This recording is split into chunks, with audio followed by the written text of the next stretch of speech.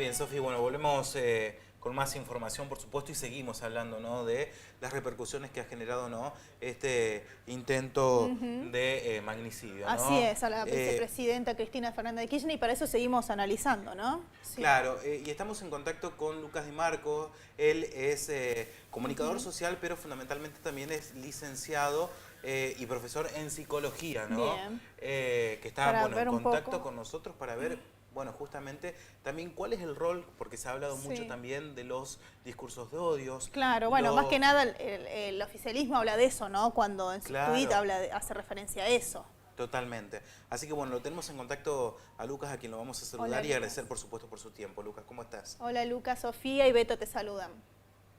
Hola Sofía, hola Beto, hola para toda la audiencia. Bueno, saludos para todos y lamentablemente viviendo una jornada de tipo en nuestro país, esperando que no pase mayores, esperando que empecemos a trabajar un poco más este tipo de cuestiones y la empatía en nuestra sociedad.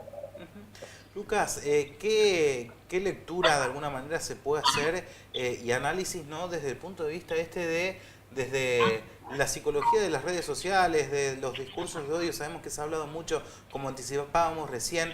Digo, ¿de qué manera puede repercutir en alguna acción, ¿no?, como ha sucedido en este caso con este hombre, que obviamente... Vamos a aclarar, no vamos a hablar sobre la situación particular, porque eso es cuestión pericial que deberán resolver justamente la justicia. Bueno, como te anticipaba antes, comentábamos sobre este tema, no podemos hacer un diagnóstico de esta persona. Creo que hacer referencias psicológicas, psiquiátricas que deben analizar.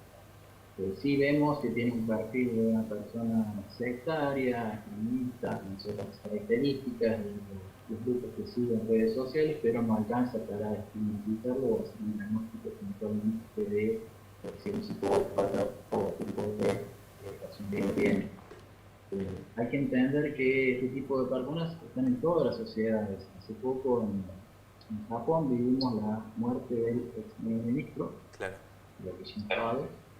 Es decir, una sociedad que siempre se la pone como un modelo y demás. Bueno, viviendo en una situación que llegó al magnicidio, que llegó al asesinato del primer ministro. Personas así están en todos los países. Ahora, ¿qué lleva a que se catalicen estas cuestiones? ¿Qué lleva a que se potencien este tipo de personas para que pasen la acción? Bueno, así podemos empezar a trabajar en las distintas grietas que ha vivido nuestro país a lo largo de nuestra historia, en los discursos de confrontación y en las características, no digamos de psicópatas o de sociópatas, pero sí algunas características de este tipo de personas que queda de empatía, del otro como unos obstáculos. Bueno, ahí no te escuchamos raro, Lucas. Se perdió todo lo último que dijiste. Fíjate si no podés, sé no si sé es, si será el auricular o alguna cuestión si tenés ahí. conectado un auricular. Si no, y si no, hacemos telefónica. Claro, si no te llamamos por teléfono. Porque falla mucho el audio, se rompe. No sé si tenés conectado un auricular o capaz que tengas algo de eso. No.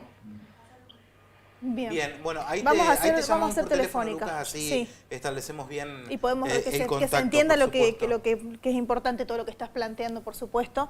Así que ahí Beto pasa tu teléfono a producción y lo hacemos vía teléfono. Así que si te querés desconectar tranqui de Zoom, lo hacemos directamente por teléfono. Mientras tanto podríamos repasar lo que estaba planteando, ¿no? Que en todo tipo de sociedad hay de este tipo de personas, lamentablemente, ¿no? Sí, totalmente. A ver, es importante entenderlo también. Y muchas veces cuando nosotros venimos hablando, porque también desde los medios de comunicación se habla del rol de las redes sociales, y también, y se lo vamos a preguntar, ¿no? ¿Cuál es el rol también y las formas de comunicar desde los líderes de opinión? Exacto. Porque hay un rol fundamental. Entonces, ¿cuál es la responsabilidad también de la dirigencia política? Más allá de la bandera, ¿no? Sí. Estamos hablando de la dirigencia política en general. Digo, porque hay muchos líderes de opinión, ya sea desde el punto de vista político o no, que también ejercen influencia sobre el común de la población. Y, bueno, muchas veces son influencias que vemos después reflejadas a través de las redes sociales, con los famosos haters y demás. Entonces digo, ¿cuál es el rol? Bueno, ¿no? ya lo tenemos conectado nuevamente a Lucas lo que estabas planteando, ¿no? Para retomar lo que habías dicho antes, Lucas. Bueno, sí, mencionaba que más allá de que personas de estas características están en todas las sociedades, lo hemos visto en Japón recientemente con el caso del magnicidio de Shinzo Abe, el primer ministro, lo hemos visto en distintos países a lo largo de la historia, pero las características de la psicopatía y de la sociopatía no son excluyentes para que una persona llegue a este tipo de situaciones. Hay algunas características comunes como la falta de empatía y fundamentalmente ver al otro como un obstáculo, como un enemigo, reducirlo a una sola característica que es por lo general muy negativa y de esa manera decir que solamente su eliminación nos permitirá alcanzar tal o cual objetivo. Este tipo de pensamientos lo hemos visto, por ejemplo, en la Alemania nazi. Los alemanes que llenaban las cámaras de gas con mujeres, niños y hombres, no eran todos psicópatas ni todos sociópatas. Ahora sí veían en esas personas, no veían niños, mujeres y hombres, veían un obstáculo, veían judíos, gitanos, el enemigo que había dañado a Alemania, que le había quitado a Alemania una serie de cosas, y todo eso fogoneado y promovido por un aparato estatal y propagandístico muy fuerte. Bien, bueno, hoy en día tenemos una realidad aún más compleja porque hoy en día tenemos características como lo que es el Big Data, tenemos lo que es el 5G, el 6G que va a venir dentro de poco, que nos van a multiplicar aún más toda la cantidad de información a la cual todos estamos bombardeados cotidianamente. Sí. Y que nos llevan a pensar, bueno, ¿quién tiene capacidad para verificar si toda la información que nos llega, todo lo que los panelistas que opinan, toda la gente que está expresando sus puntos de vista, están chequeados o son realmente veraces o son simplemente personas que están ahí para fomentar algún tipo de manipulación de la opinión pública? Entonces, bueno, es un panorama mucho más complejo el que tenemos hoy en día. Y las redes sociales juegan un rol muy importante. Más que el hecho de ayer, a mí me alarmaba hoy leer algunos comentarios que veía en redes sociales de gente que lamentando que la bala no salió o cosas por el estilo. Sí, sí, es verdad. Hubo muchos comentarios lamentablemente de eso. Y en eso, ¿qué influencia tiene también? ¿No? ¿Qué consecuencias tiene el odio en las redes sociales en nuestra psiquis? Bueno, todo el mundo tiene hay un autor que se llama Zinker que habla de que todos tenemos alguna parte de nuestro ser que rechazamos, que negamos, y esas características negativas las proyectamos en otro.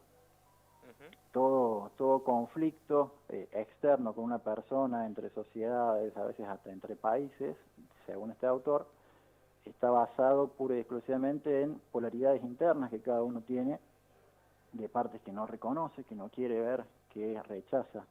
Entonces, si me va mal o sea algo malo es por culpa de el Cuca o el gorila o cosas por el estilo, y las redes sociales en ese sentido juegan un papel de suma importancia. Las redes sociales y los medios de comunicación y los comunicadores juegan un papel muy importante en ese sentido, potenciando muchas veces este tipo de polaridades, de divisiones, donde el otro deja de ser un ser humano, deja de tener parientes, deja de tener sentimientos, deja de tener toda cuestión humanizante y pasa a ser simplemente una cosa que hay que destruir porque es el enemigo, porque es total y absolutamente malo. Entonces, bueno, proyectamos toda esta cuestión negativa nuestra, toda esta polaridad nuestra en esa persona.